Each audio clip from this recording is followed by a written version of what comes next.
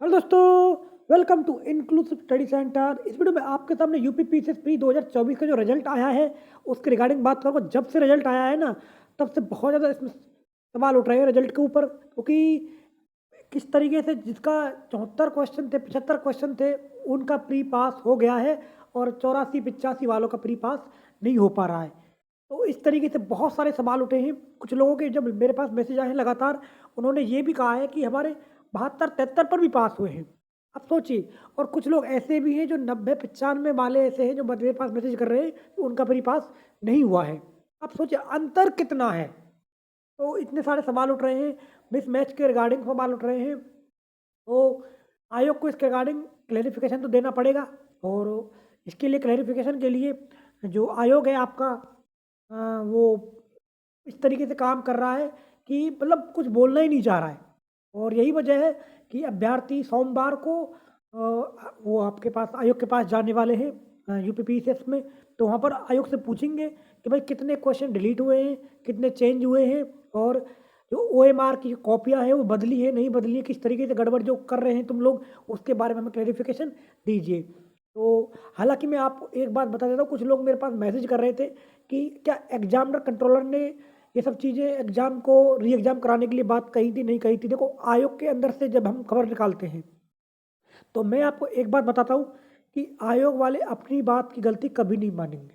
पहला पॉइंट, तो वो कभी ये स्वीकार नहीं करेंगे कि भैया हमसे कॉपियाँ ऊपर नीचे हुई हैं।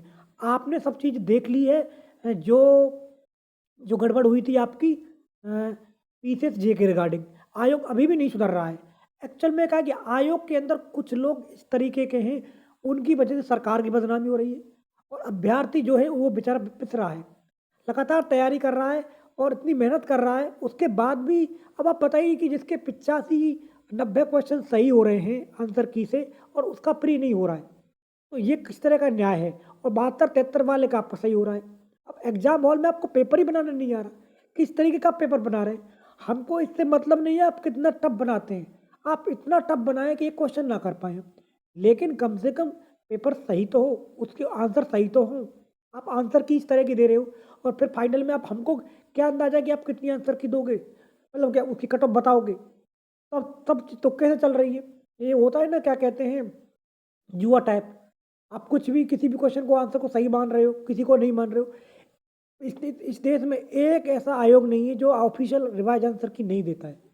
सारे रिवाइज आंसर की देते हैं, यानी कि यूपीएससी भी देता है और कट ऑफ भी बताता है, लेकिन यूपी पीसीएस बताता ही नहीं।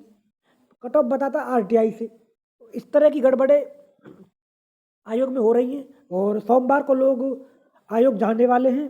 और जहाँ तक आज बात ये है कि अगर आयोग नहीं माना तो इसके ऊपर कोर्ट केस भी 100% आपको होगा। अभ्यर्थी जो है, जो कुछ लोग कोर्ट केस करने जा रहे हैं, वो पूरा डाटा तैयार कर रहे हैं, और जैसे ही वो डाटा तैयार हो जाएगा, पहले तो मंडे को लोग को आयोग जाएंगे, आयोग से देखेंगे, देखते हैं उसका क्या वो रहता है, रुख रहता है। अगर आयोग डिलीट और चेंज में बता देता है कि आंसर की मिसमैच हुई नहीं हुई, इस पर संतोषजनक बातें, संतोषजनक उत्तर देता है तो ठीक है, नहीं तो क्या कहते हैं, अभ्यर्थी कोर्ट जाने वाले हैं, 100% पूरी तैयारी कर रहे हैं। वकीलों से पूरी बातचीत हो चुकी है, लगभग लगभग जो डाटा है वो तैयार किया जा रहा है कि कितने बच्चों का प्री पास हुआ है कम नंबर पर, और कितने ज़्यादा ऐसे हैं उनका प्री पास नहीं हुआ है। इतनी 10-10, 15-15, अच्छा एक दो क्वेश्चन तो चेंज हो सकता है, लेकिन 15-20 क्वेश्चन आप इस तरह ऊपर नीचे कर रहे हो, ये कहाँ का न्याय है। भाई आपका एग्जाम हॉल में जहाँ पर इतना टफ कंपटीशन होता है, 15-20 क्वेश्चन आप ऊपर नीचे कैसे कर सकते हो। ये तो पूरा आपकी क्रेडिबिलिटी पे ही सवाल उठ रहा है। तो इस तरह से चीज़ें हो रही हैं जो पूरी तरीके से निंदनीय है। ऐसा आयोग को बिल्कुल नहीं करना चाहिए। और एक बात और मैं आपको कहना चाह रहा हूँ अंत में, कि बहुत लोग ये कह रहे थे कि, हालांकि मैं इसके बाद आपको आरओआर के बारे में बताऊंगा, कुछ लोग ये कह रहे हैं कि रिजल्ट में ये प्रोविजनल लिखा रहा है इस बार। क्या ये क्या सही, क्या है ये क्या लफड़ा है। देखो, प्रोविजनल का मतलब ये कि आपने एक केस सुना होगा पूजा खेड़कर का, तो उसने गलत सलत डॉक्यूमेंट लगा दिए थे। तो कहने का मतलब ये है कि प्रोविजनल तो पहले भी होता था, लेकिन इस बार उन्होंने क्लियरली लिख दिया है।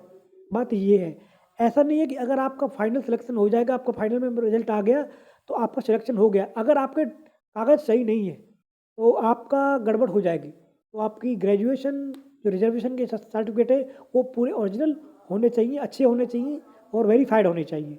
तो ये मैं आपको ऑलरेडी बता रहा हूँ, आपको ये चीज़ पहले से पता भी होनी चाहिए। तो ये आप प्रोविज़नल का मतलब है पहले भी चीज़ें होती थी और अब भी ये चीज़ें होती हैं। ऐसा नहीं है कि पहले कई सारे लोगों का सिलेक्शन रद्द नहीं हुआ है, यूपीएससी में कई सारे लोगों का सिलेक्शन रद्द हुआ है। जो ओबीसी में आते थे पहले creamy layer, non creamy layer में, तो कई सारे ऐसे एस्पिरेंट हैं जो जिसका सिलेक्शन आईएएस में हुआ था। एक पर्सन का उसका सिलेक्शन रद्द हुआ है। तो अगर आप मुझे उसका नाम, अब अगर आप कुछ लोग मुझसे पूछेंगे तो उसका मैं नाम, डिटेल और साल भी बता दूँगा, तो किस तरीके से उसका हुआ है। तो ये भी चीज़ें होती हैं। तो मैं आपको एक बात तो कहूँगा कि गलत इन्फॉर्मेशन ना दें। कुछ लोग गलत इन्फॉर्मेशन दे देते हैं, तो उसकी वजह से ये प्रोविज़न लिखा है। अब बात करते हैं जो है रिजल्ट के उसके रिगार्डिंग, आरओ के रिगार्डिंग। आरओ के बारे में आपको एक बात कहूँगा कि आरओ का पेपर कुछ लोग जो कह रहे हैं ना कि बहुत लेट हो रहा है, देखो ये वही लोग हैं, यकीन मानना ये वही लोग हैं जिन्होंने आपका पीसीएस प्री 2024 को अप्रैल और मई में कराने की बात कही थी।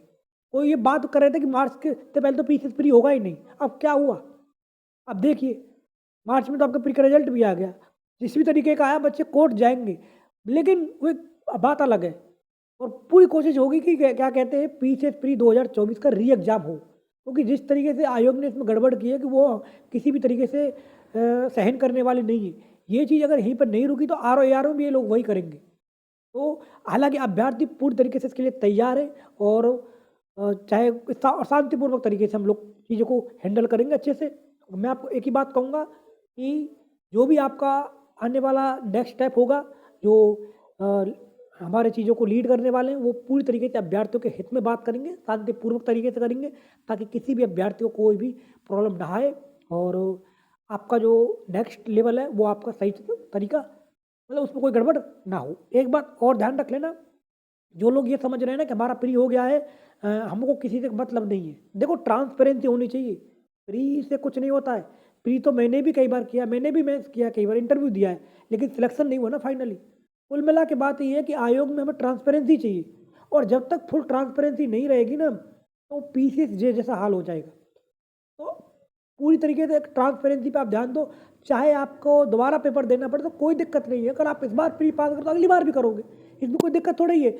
लेकिन पूरी सच्चाई के साथ आपका रिजल्ट होना चाहिए। हमारा और आपका सिर्फ इस चीज़ पे मेन ध्यान होना चाहिए कि सच्चाई से हमें रिजल्ट दीजिए, और ताकि आयोग की जो आयोग पर हमारा भरोसा बढ़ सके। देखो हमको रिजल्ट तो आयोग से ही लेना है, हमको आयोग से किसी भी प्रकार की कोई शिकायत नहीं है। लेकिन आयोग में बैठे हुए चंद लोग ऐसे हैं, कुछ लोग, सब लोग नहीं, कुछ लोग ऐसे हैं जो अपनी मर्जी चला रहे हैं, अपनी मर्जी चलाने, अपनी मर्जी ठोक रहे हैं, ठोकम ठोक मचा रखी उन्होंने, और अभ्यर्थियों का जीवन उन्होंने पूरी तरीके से बर्बाद करने पर तुले हुए हैं। और एक बात मैं आपको बता रहा हूँ कि आरओ की एग्ज़ाम डेट ये बहुत क्लोज अनाउंस करेंगे, तब आपका एग्ज़ाम का एग्ज़ाम की जो डेट होगी आपको उससे, जिस तरीके से इन्होंने पीसीएस प्री 2024 में किया था। तो इसलिए आप तैयार हो जाओ उस चीज़ के लिए भी। आप ये मत सोचना कि अभी तो बहुत टाइम है, चीज़ें हो जाएँगी मैनेज, ऐसा कुछ भी नहीं होने वाला। आयोग का एटीट्यूड बहुत अलग लेवल का है इस समय। उसमें क्योंकि आयोग में टॉप लेवल पर बैठे हुए लोग, उसका जो विचार है, थॉट प्रोसेस है, वो अभ्यर्थियों के प्रति संवेदनशील नहीं है। अगर संवेदनशील होता तो ये जो रिजल्ट है इस तरीके से नहीं आता, डिलीटर चेंज नहीं होते इतने सारे, और आंसर की इस तरीके की नहीं आती। तो ये मैंने आपको सारी बातें बता दी। किसी भी प्रकार का कोई क्वेरी हो तो आप हमसे पूछ सकते हैं। बायो में मेरा लिंक है @राजकुमार चौधरी 1। हाँ, एक बात और मैं आपको बता रहा हूँ कि कुछ लोग मुझसे ये कह रहे थे कि पीसीएस प्री 2025 में पोस्ट कितनी रहेंगी। कुछ लोगों ने ये चीज़ें बताने की कोशिश की है कि भाई पीसीएस 25 में पोस्ट नहीं रहने वाली है। देखो, जो 2024 में जितनी पोस्ट है ना फिलहाल, अब ये 913 के आसपास का पोस्ट तो अक्टूबर में थी। पोस्ट बढ़ी कितनी है? पोस्ट ज़्यादा नहीं बढ़ी है। अब 947 पे रिजल्ट आया है। कितनी पोस्ट बढ़ी? 10-20 पोस्ट बढ़ी है। ये आपकी नवंबर अक्टूबर की पोस्ट है। और अभी तो क्या कहते हैं, कुंभ खत्म हुआ है, और कुंभ खत्म होने के बाद अध्याचन आयोग को मिलने शुरू हो जाएंगे। उसकी वजह से 2 ढाई महीने से कुंभ की वजह से प्रशासन पूरी तरीके से उसमें लगा हुआ था। ये पहले पोस्ट थी जो हम आप लोगों को बता रहे थे ना कि ये इसमें ऐड हो सकती है, नहीं हो सकती है, वो आयोग ने ऐड नहीं की। उन्हीं पर क्या कहते हैं नोटिफिकेशन निकाल दिया है। तो अभी तो पेपर आपका लेट है, जब तक आपका प्री का रिजल्ट आएगा तब तक तो पोस्ट में बहुत ऐड हो जाएंगी।